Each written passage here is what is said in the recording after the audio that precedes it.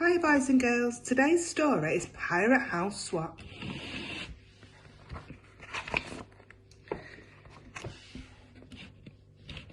Every year the Clark family spent the summer at home in the city. Mr. Clark put up shelves and watched sport on the telly. Mrs. Clark repainted the lounge. Emily played in the garden and Justin tried to join in. But this summer they wanted to do something different.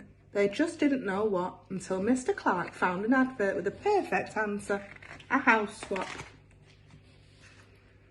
There were so many different houses to choose from, but nothing seemed quite right until they turned the page and saw holiday home swap.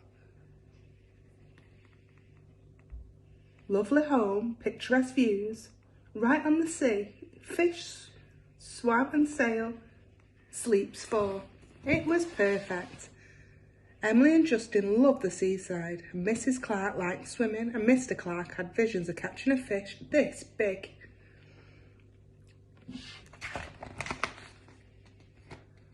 Their letters arrived the very next day.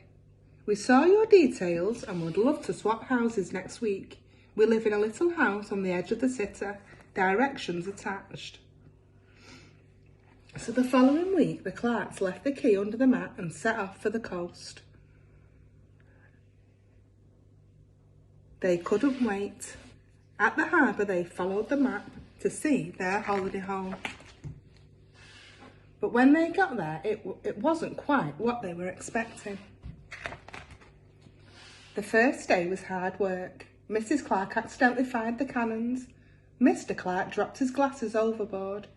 Emily fell out of her hammock, and Justin forgot to feed Silver the parrot and nearly hit a flock of... Meanwhile, at the Clark's house, oh no, they nearly hit a flock of seagulls while tangled in the fishing line twice. But every day was easier and easier, and before long they began to feel totally at home. Mrs. Clark could hoist the mainsail in 3 seconds flat. Emily mastered navigating by the stars, and Justin climbed the crow's nest to look for enemies. All too soon it was time to go. The Clarks said goodbye to Silver and rowed back to the old pier. They were sad that they had to leave so soon. It had been the best holiday ever. But when they arrived home, they found their house swap guest had made a few changes. The neighbours weren't the best pleased either. Mrs. Peter's son had a tattoo. Mrs. Swanley's tree had been dug up in a treasure hunt. And Mrs. McKigan's cat was proudly wearing a gold earring. The Clarks set about putting everything right. Mrs. Clark cleaned the house. Mrs. Clark washed off little Jimmy's tattoo. It was only a felt tip. And Emily and Justin replanted Mrs. Swanley's trees. But no one could get the earring off the cat as he liked it too much. So Mrs. Clark gave Miss McGigan some flowers. By nightfall, everything was back to normal. Mr. Clark put the soup on.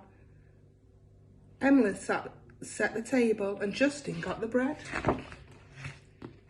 Well, she didn't do anything. She was too busy looking at the newspaper trying to decide who to house swap with next year. The end.